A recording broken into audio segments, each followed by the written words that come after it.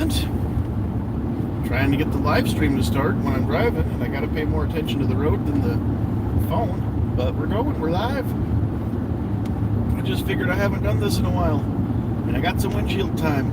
I've just been to the range and zeroed a couple scopes that needed to be zeroed, and fine-tuning some on the one that I'm going to take deer hunting this year. So driving back, I'm always telling you how I'm really me whenever I turn on the camera. Well, I'm a sweaty mess right now, so sorry I'm not more presentable, but you're going to get what you're going to get today.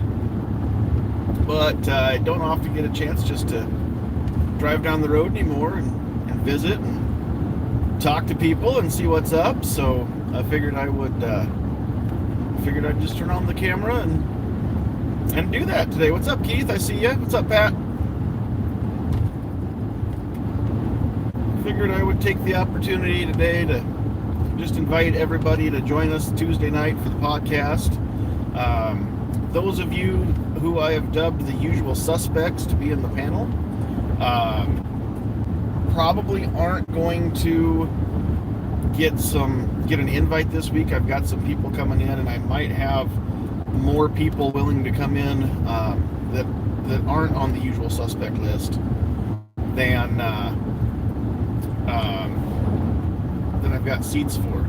So we'll see. I mean, that's a good problem to have. What's up, Black Cat? What's up, Mike? It's a good problem to have, but that just means that I don't get to send links out to some of you that I'm used to getting to talk with week in and week out. And so it'll be nice to freshen it up and have some different faces, but at the same time, it always sucks when I can't get some of you in there as well. So hopefully you will still watch and engage in the chat part of it, even if you're not on the screen. So that's what I'm hoping for. But no, I saw a Facebook post here a while back from The Second Is For Everyone, and I shared it on my page, and there was a comment on there, saying, hey, this is all good and well. The post was about, I should probably back up and tell you about the post. What's up, Pete? Hey, baby, I see you. The post was about, and I can't go back and read it, of course, while I'm driving and casting from the phone. But the gist of it was that, everybody keeps saying, hey, all you new gun owners, hopefully you're going to, know how to vote and vote, pro 2A candidates and everything this year. And what would be nice is if the veteran gun owners would actually get off their butts and just do something and help advance the cause as well, and not lean only on the newcomers. Would be really nice. And somebody took offense to that after I shared it and said, well, you can't always do what the other side is doing because, we've got full-time jobs. We have to go to work, stuff like that.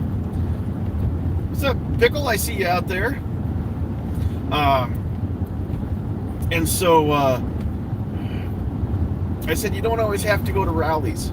You don't have to turn on your camera and do a podcast. You don't have to hold diversity shoots the way that Tony does. And in his post, he even said, pick up the phone and call your lawmakers. Donate to one of the grassroots organizations in your area that fights the good fight. It doesn't have to be one of the big ones even. There's so many different things that you can do to be an advocate for the Second Amendment that don't always involve anything earth-shaking. You don't have to move heaven and earth to be an advocate, okay? The only ability that anybody needs to have is availability and willingness to do something. But there's a lot of people that maybe are available to do something and willing to do something, however big or small it is, and don't really know where to start. So that's what we're going to talk about Tuesday night. I'm going to drop a few names, and I'm not going to remember all of them anyway, but I do have a few tentative commitments to join us live on Tuesday night. Of course, Tony Simon was the first one I bounced it off of, and he's like, yeah, man, I'm in. So that was really cool. I got a message from somebody that I can't remember the names, all of them off the top of my head, but somebody that used to be on Firearms Radio Network on a show there that knows Tony. Stephanie Schaefer had reached out to me. She is the Nebraska DC project rep. She lives out in the Panhandle, out in the Scottsbluff area, and introduced me this morning via Facebook Messenger to Diana Muller and who else? Robin Sandoval. I can't remember who all is in that group now. There's about 6 or 7 people in that group on Facebook Messenger. So we've got a lot of ladies involved in the not just the shooting sports, but the advocacy as well, who are willing and available to help us out Tuesday night. So it's filling up quick.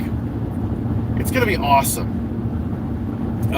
Yeah, Black Cat, you're not wrong. Gun owners are some of the most apathetic SOBs sometimes. And it's sad, but I'm not talking about gun owners necessarily. I've said it a lot lately, but it's true. The 2A community and the gun community, while they overlap and a lot of people have a foot in both circles, they are separate circles.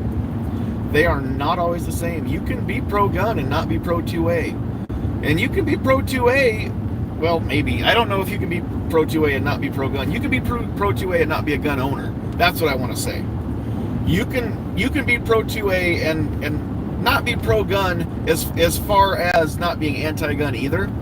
You can be gun apathetic and still support the Second Amendment. Some people don't want to own a gun, but they're okay with the notion that you and I want to own a gun.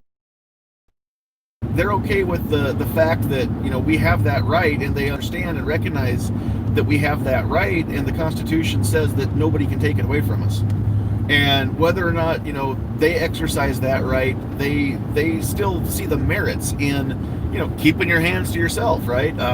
You know, get off my lawn, don't mess with me, don't mess with my rights.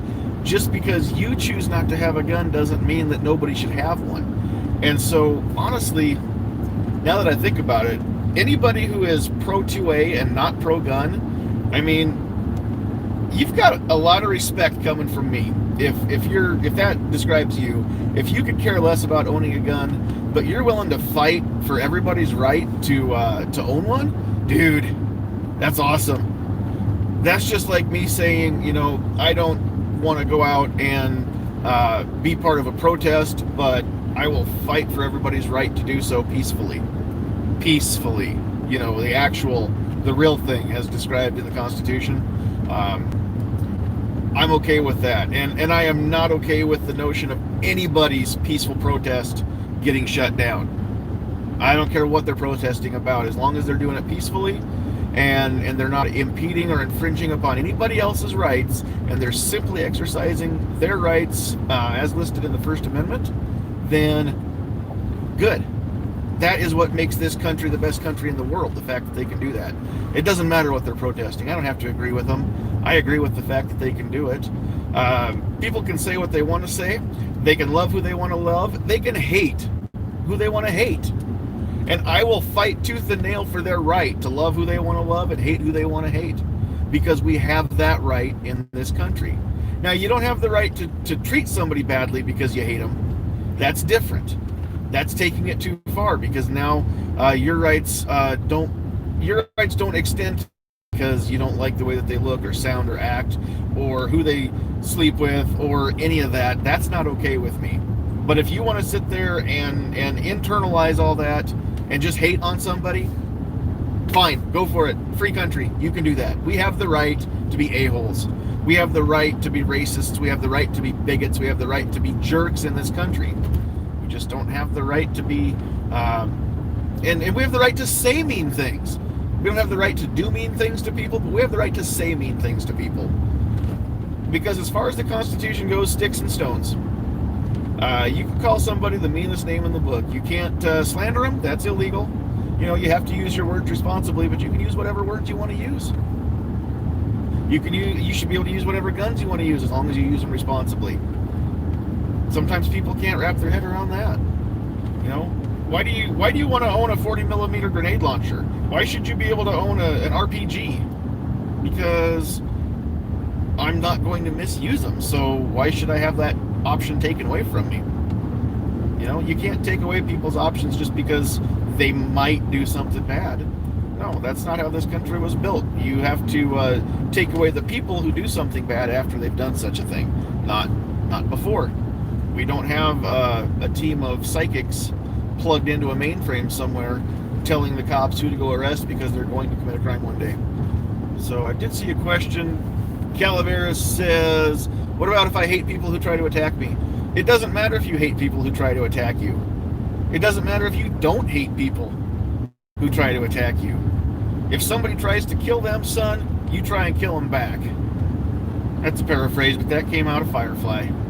That would be Captain Malcolm Reynolds right there. If somebody tries to kill me, I aim to try and kill them back. I don't remember what he said for sure. I can't look it up, but it was awesome. But it doesn't matter, Calaveras, if you hate them or not. That doesn't make any difference. And if you are violent towards somebody, I mean, is it different? Should you go to prison for longer because you said that you hate them versus you said that you love them? Should that have a different penalty? I mean, I'm not going to put myself in this position. If a person was to murder their ex-spouse because they hate them, should they have a different penalty than if they murdered their ex-spouse because they love them? Which in some sick, twisted way, I'm sure has probably happened. Poor Conservative says, don't hate if you claim Christianity. You know what? That would be saying, don't swear, don't drink or smoke. You know what? Christians are sinners, just like everybody else on the planet. There's nobody been born on this planet except for Jesus Christ himself, who's not a sinner. Those of us that claim his name understand that we don't always get it right, and that's why we love him so much and have a relationship with him. So anybody who claims to be a Christian and thinks that you're not allowed to make mistakes if you claim his name, that's not what Christianity is about. Christianity is about admitting that I can't get it right. I'll never be good enough to stand in God's presence because I am a sinner. But for the grace of God, I don't belong in heaven. I'll never get there on my own merit. But Jesus Christ did something I could never do so that I can do something that I would never be able to do. So, Black Cat, you know what? I can't ask Mary Magdalene. I don't know her. But, no, Jesus was not a sinner. Jesus was without sin. The sacrificial lamb had to be spotless, or there would be no salvation. It wouldn't work that way otherwise. So, no, he was fully God. He was fully man. I can't wrap my head around that concept, but he was without sin. Anyway, one night I do hope to find a pastor to come on Tuesday night, and I want to have a religious chat, a Christianity chat. If I can find a pastor who also is pro-gun, that would be even better, because sometimes there are people that can't reconcile being a Christian and owning a gun for self-defense and being, ready and willing to use lethal force. As a Christian, I don't want to kill anybody. I mean, Christian or not, I don't want to kill anybody. And the Bible said I shouldn't murder anybody, so I don't plan on ever doing that. But there are plenty of instances in the Bible where people killed other people because God sent them out to do it.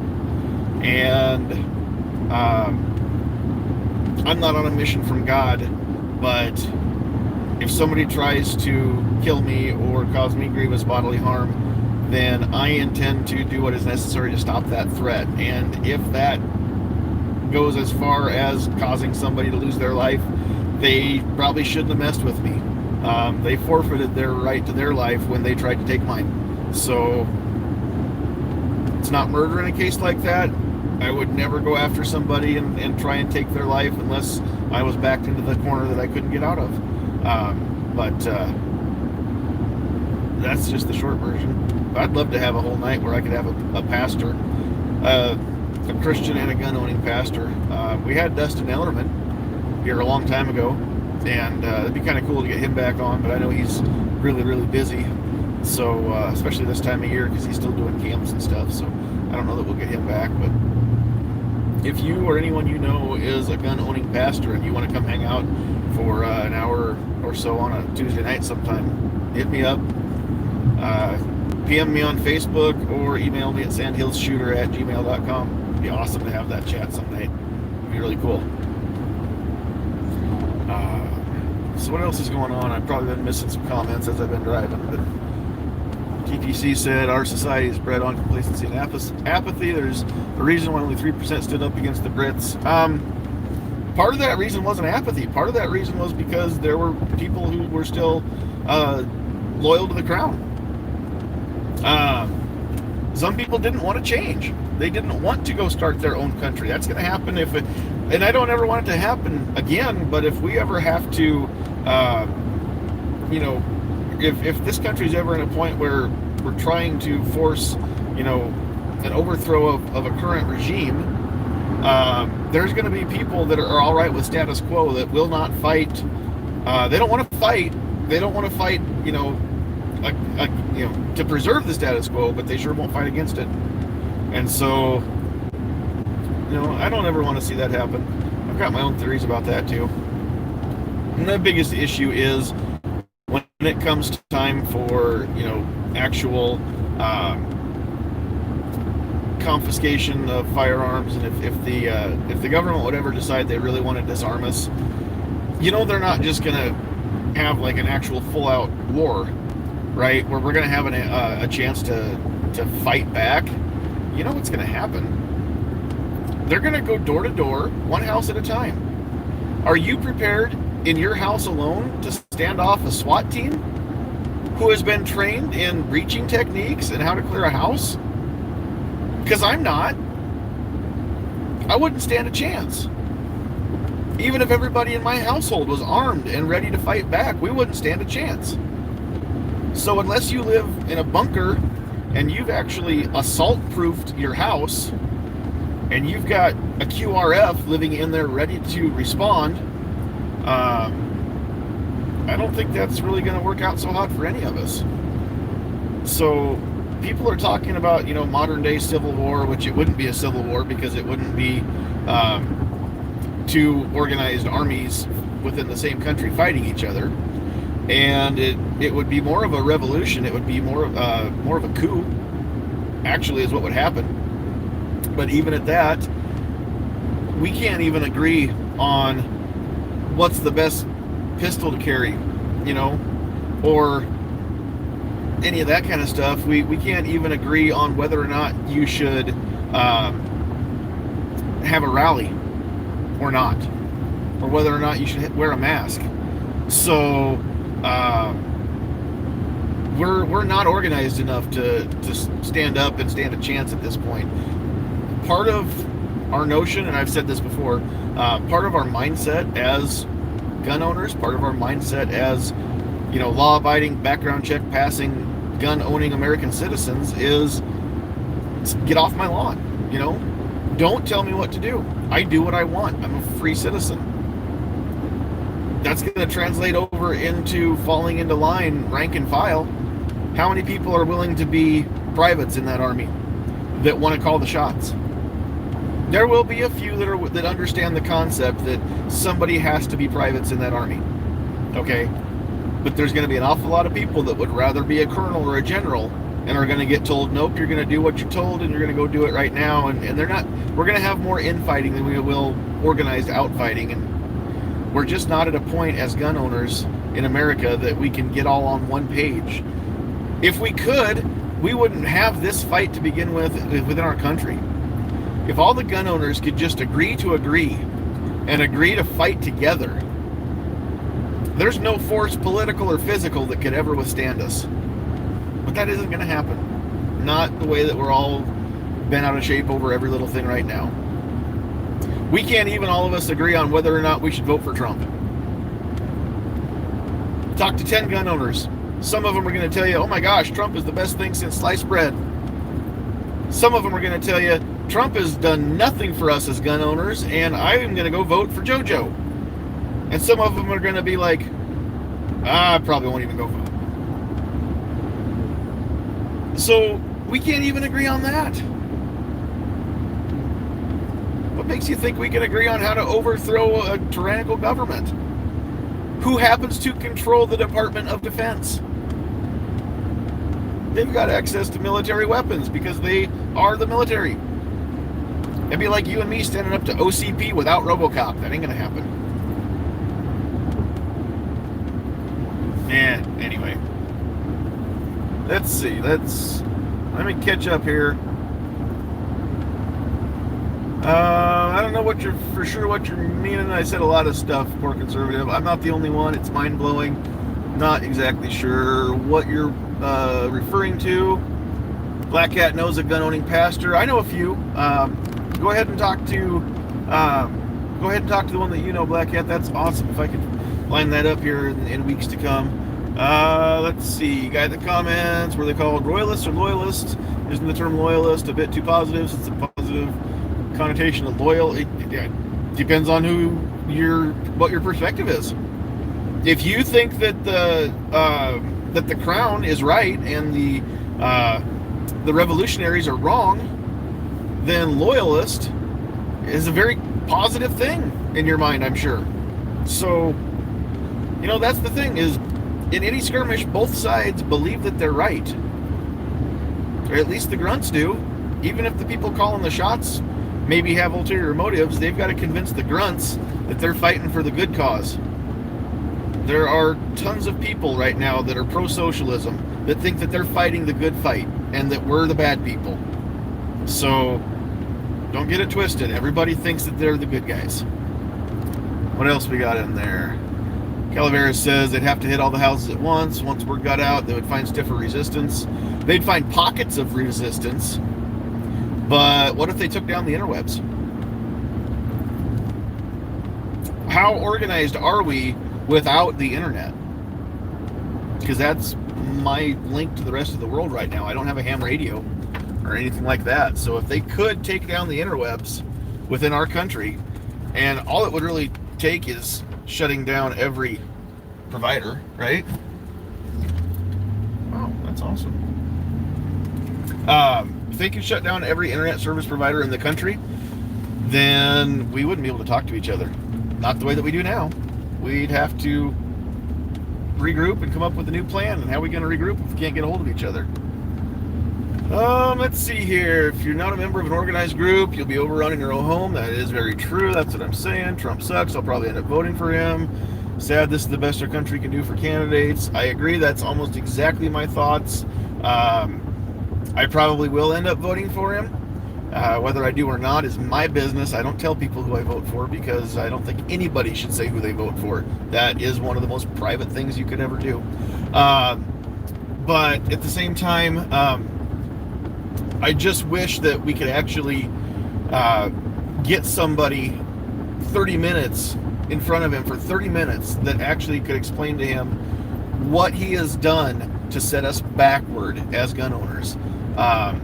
And explain that it's not, the bump stock ban isn't about the stocks. It's about the principle and the precedent that he has set. If we could just get 30 minutes to an hour of President Trump's time to just explain all of this to him, I mean, how cool would that be? Because I know that he's willing to listen. I know that he changed his thinking. He became a Christian after he decided to run for president.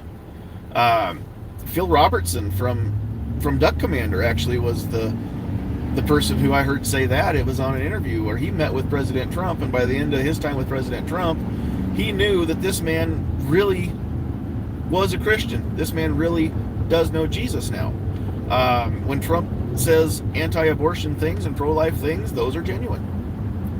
He can change. He will change his mind if you show him the error of his previous thinking. He's not opposed to that, but once he's made up his mind and he thinks he's right, he's not going to change his mind unless you come with some actual proof. But I wish we could get in front of him with that. That would be awesome. Ozzy's out there. What's up, Ozzy? He's making holsters for pastors. Hey, that'd be cool. Is there a cross on it? That'd be neat. I need to commission something. I need to commission something with like a praying cowboy with a cross. That'd be sweet. Trump doesn't suck, but he isn't pro 2A, but he has done a lot of good. The politicians will destroy. That's true. When he first was talking about running, the first thought through my mind was it might be nice to get a non-politician in the White House. He's not a politician. There's things that we're used to seeing that he's not doing, but there's a lot of things that we're not used to seeing that he is doing, and they're not all bad. I will agree with that. Trump's not terrible. unless you're a gun owner. If you're a single issue voter, Trump is worse than Obama. But he's not a terrible, terrible person. He's definitely not what the media tries to paint him as. I'll agree with that. Those of us older than 40 will survive easier than the millennials. That's probably true. Black Cat's gonna be a survivor. Woohoo! Don't mess with old men. Pat's gonna survive. Yeah. Yeah, good stuff, right? I miss my windshield time where I get to just hang out with you guys. Windshield time was awesome. So yeah, I'm just about home, so I won't keep this going too much longer. But Tuesday night, which I believe will be September 1st, 2020, just in case you're watching this after the fact, we will talk about 2A advocacy, things that you can do, great or small, because there's nothing that is too small. It's, you know, what do they say on stage? There's no small part, only small actors. And there's no small deed, only small doers, I guess. When it comes to supporting the 2A, all you have to do is just talk about it. Honestly, if everybody that is pro-gun and pro-2A would just say so, and then have a conversation with the rest of the world and not be ashamed of that, I mean, that'd be awesome. You know, if 100 million gun owners in this country were willing to just say, hey, I'm a gun owner, guns are cool, they're not evil, only the people that misuse them are. Let's make that mainstream. Let's make guns mainstream. There are some people that are terrified of admitting that they own guns or like guns or believe in the Second Amendment. Why should we feel that way? Why shouldn't we be proud? Why should we have to, in certain states, why should they have to have closet gun owners? I mean, that to me is ridiculous. You should be who you are. You should be able to be proud of who you are no matter who you are. We shouldn't shame people because of what they believe or who they are. I know in a perfect world we wouldn't. This is an imperfect world full of imperfect people, and there's always going to be jerks. I get it, okay? But honestly, why can't we all be proud? Why can't Pride Week extend to everybody? Why does Pride Week only have to be about who you love? Which now it's not only who you love, but what kind of body you wish you had as far as the plumbing goes, I guess. I don't understand all of it. And I don't talk about some of those things very much because I don't understand them. But I also know that the people that do understand it, the people that do think and feel along those lines, I know those are people. And I know what the Bible said about people like that. They said they're people and love them. That's what the Bible says. Love people. Tell them about Jesus. It's not your job to save them. It's not your job to judge them. Just because they sin differently than you do doesn't make them any better or any worse. Nobody's better than anybody. I think we'll end on that. Just because I sin differently than you doesn't make me better than you or you better than me. I still love you. If you're watching or listening to this, then I really love you because you gave me something to do while I was driving home. And without you, I don't really have any reason to get online and run my mouth. So sometimes I say things that people really like, and sometimes I say things that really make people mad. And I'm okay with either one as long as you're thinking. If I made you think, then mission accomplished. But I won't apologize for the way that I think about things. If I need to change my thinking, and you want to sit down and explain it to me from a different mindset, a different perspective, then I'm okay with that. Maybe I'll find out that I've been thinking wrong, or I haven't been seeing the whole picture. I haven't been seeing the whole picture from all the angles or whatever. And if that's the case and I change the way that I think, then that was healthy for me. And maybe you'll say what you think and give me your point of view, and it won't change my mind, and it will just cement more the way that I think or the way that I feel about a certain issue. And that's healthy too. You cannot lose when you have your beliefs and your opinions challenged. Everything is healthy. Whether you change your mind or become stronger on your position, it's healthy because you'll know what you think, you'll know why you think it.